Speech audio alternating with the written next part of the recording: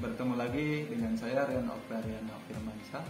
Pada video kali ini saya akan menjelaskan materi tentang pengenalan bahan bakar beserta sistem bahan bakar yang berada di kendaraan.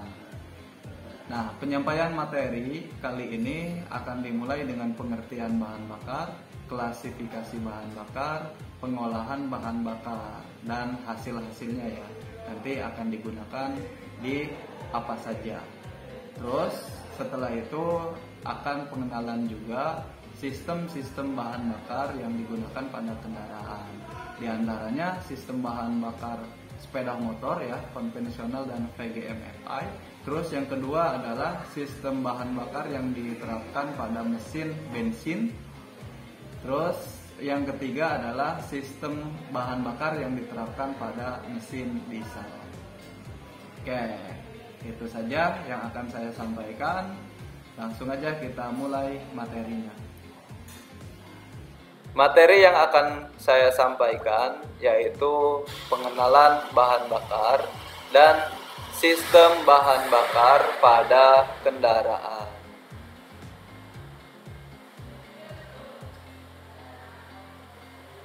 Nah, ini adalah pengertian dari bahan bakar ya. Bahan bakar adalah suatu materi apapun yang bisa diubah menjadi energi ya. Biasanya bahan bakar mengandung energi panas yang dapat dilepaskan dan dimanipulasi.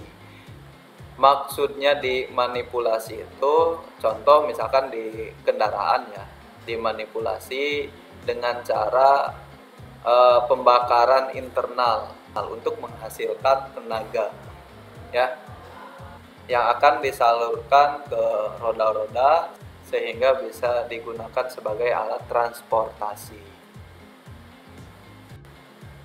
Yang kedua adalah klasifikasi jenis bahan bakar. Untuk klasifikasi jenis bahan bakar yaitu ada 3. Saya ambil berdasarkan dari bentuk atau wujudnya ya. Yang pertama itu adalah bahan bakar padat ya, bahan bakar padat. Terus yang kedua adalah bahan bakar yang berbentuk cair. Dan yang ketiga adalah bahan bakar yang berbentuk bahan bakar gas. Ya, ini adalah klasifikasi jenis bahan bakar berdasarkan wujud. Jadi ada 3 jenis bahan bakar. Yang pertama itu adalah bahan bakar yang padat, bahan bakar yang berbentuk cair, dan bahan bakar yang berbentuk gas. Itu ya. Jadi ada 3 yang dapat kita klasifikasikan berdasarkan wujudnya. Nah, ini adalah keterangan-keterangan dari bahan bakar berdasarkan wujudnya. Yang pertama itu adalah solid fuel, bahan bakar padat. Bahan bakar padat mengacu pada berbagai bentuk bahan padat yang dapat dibakar untuk melepaskan energi, ya, memberikan panas dan cahaya melalui proses pembakaran. Nah, untuk contohnya sangat banyak ya. Mulai dari batu bara, terus kemudian kayu bakar, ya, biji-bijian dan lain-lain. Dan aplikasinya juga sampai saat ini masih banyak digunakan. Untuk batu bara itu digunakan untuk power plant atau misalkan sistem pembangkit listrik, pabrik-pabrik ya. Kalau untuk kayu bakar itu masih sangat banyak digunakan juga ya, di kehidupan sehari-hari, untuk masak ya, terus untuk boiler dan lain-lain. Yang kedua adalah liquid fuels atau bahan bakar cair. Nah, bahan bakar cair adalah molekul yang mudah terbakar atau menghasilkan energi yang dapat dimanfaatkan untuk menciptakan energi mekanik dari hasil manipulasi, yaitu proses pembakaran. Nah, untuk manipulasi proses pembakarannya ini yang sangat banyak digunakan di masyarakat ya, terutama di bidang transportasi. Bidang transportasi itu kebanyakan menggunakan bahan bakar cair, mulai dari kendaraan motor, terus mobil, terus pesawat, dan lain-lain ya. Kapal pesiar itu kebanyakan menggunakan bahan bakar cair. Untuk penambangannya dilakukan di laut lepas, terus nanti dilakukan pengolahan ya. Nah, setelah beres pengolahan baru dijual. Untuk jenis bahan bakar yang banyak beredar di masyarakat itu mulai dari Pertamax turbo ya dengan nilai RON 98, terus Pertamax RON-nya itu 92, Pertalite ya, terus premium. Nah, untuk premium saat ini sudah jarang ya dan mungkin sudah dihapus. Terus Pertamina Dex, solar, dan lain-lain.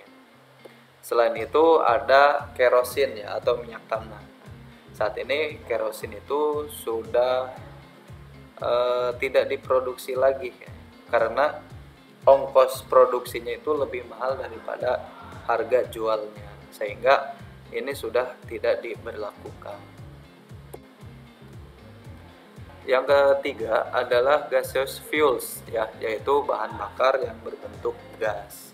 Nah, bahan bakar gas adalah salah satu dari sejumlah bahan bakar yang dalam kondisi biasa berbentuk gas yang digunakan sebagai sumber energi panas potensial atau energi cahaya yang dapat langsung disalurkan melalui pipa dari titik asal langsung ke tempat konsumsi. Nah, kalau untuk sistem bahan bakar gas itu sangat lumrah sekali ya, apalagi untuk ibu-ibu rumah tangga yang sangat bergantung pada gas sekarang ya untuk melakukan proses masak dan lain-lain. Yang beredar di pasaran itu sangat banyak sekali jenis-jenis pengemasan ya. Kalau gasnya itu sama, ada yang hijau ya yang 3 kg, terus ada yang warna pink, ada yang warna biru. Terus selain kebutuhan rumah tangga, bahan bakar gas ini juga sudah diterapkan di transportasi ya, khususnya transportasi BBG, yaitu bahan bakar gas untuk kebutuhan di rumah ya.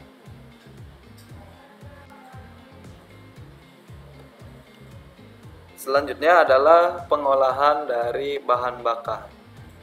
Nah, pengolahan bahan bakar atau minyak bumi ini sebenarnya ada beberapa ya. Cuman yang saya sampaikan di sini adalah pengolahan dengan cara distilasi.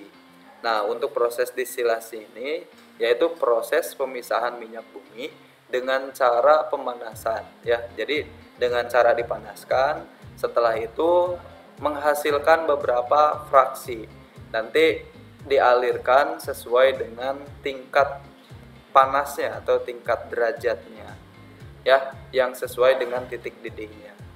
Nah, itu. Nah, untuk contohnya bisa kita lihat ya. Ini misalkan minyak mentah. Minyak mentah itu nanti dialirkan ke tungku pembakaran. Dari tungku pembakaran nanti akan dialirkan ke tangki besar ya. Dari tangki besar itu nanti diklasifikasikan berdasarkan derajat. Nah, terus kemudian di tangki penampungan ini akan disalurkan berdasarkan fraksi-fraksinya ya, atau diklasifikasikan berdasarkan suhu ya. Bisa kita lihat yang kurang dari 20 derajat Celcius itu titik didihnya ya. Yang kurang dari 20 derajat Celcius itu masuk ke LPG. Jadi sistem bahan bakar yang akan digunakan ke LPG, bentuknya gas. Terus rentang 30 sampai 85 derajat Celcius itu masuk ke bensin ya. Mulai dari premium, Pertalite, Pertamax, Pertamax Dex, dan lain-lain ya. Di suhu 85 sampai 175 derajat Celcius itu nanti akan diklasifikasikan ke bahan bakar nafta. Terus untuk 175 sampai 230 derajat Celcius itu akan dialirkan ke fraksi aftur, yaitu sistem bahan bakar yang akan digunakan untuk pesawat. Nah, untuk di titik didih 230 sampai 340 derajat Celcius itu nanti akan digunakan untuk fraksi bahan bakar solar. Dan di angka titik didih 340 sampai 565 derajat Celcius itu nanti akan digunakan untuk bahan bakar kapal. Dan yang terakhir, kurang dari 565 derajat Celcius itu akan masuk ke bahan aspal. Nah, itu adalah fraksi-fraksi atau kelompok-kelompok hasil dari pengolahan minyak mentah, mulai dari LPG, bensin, nafta, aftur, solar, bahan bakar kapal, dan yang terakhir itu adalah aspal.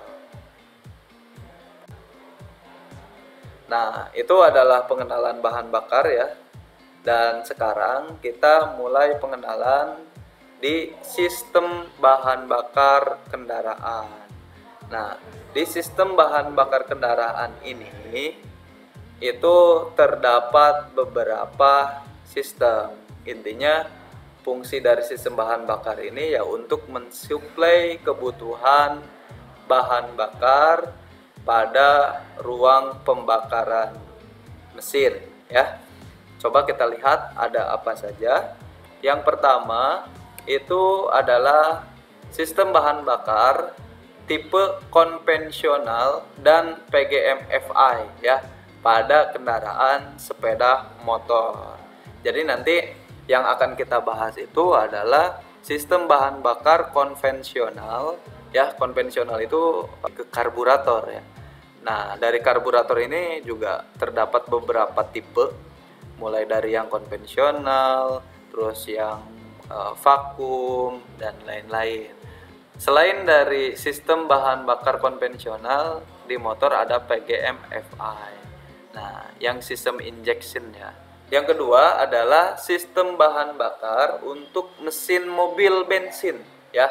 Tentunya di mesin mobil bensin itu ada sistem bahan bakar yang tipe konvensional dan sistem bahan bakar yang tipenya EV ya, engine fuel injection.